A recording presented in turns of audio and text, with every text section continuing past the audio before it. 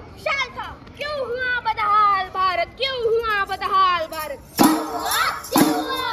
देखो देखो देखो और सोचो सोचो सोचो। क्या सूरज बदला, क्या चांद बदला, क्या धरती बदली, क्या आसमान बदला? तो फिर बदला कौन, तो फिर बदला कौन, बदला कौन, बदला कौन? तो चलिए देखते हैं कौन बदला, कैसे बदला।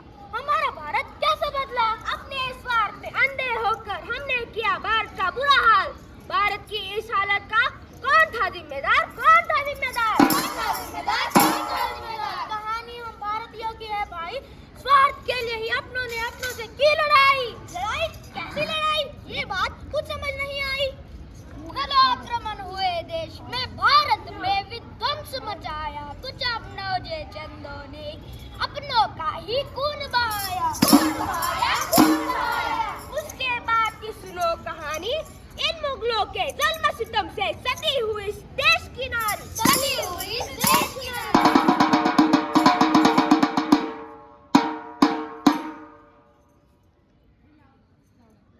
आओ, नहीं, आओ मेरे साथ, छोड़ मुझे। आओ, मैं तुम्हें अपनी मलका बना के रखूंगा। छोड़ मुझे, मैं तुम्हारे साथ नहीं आऊंगी।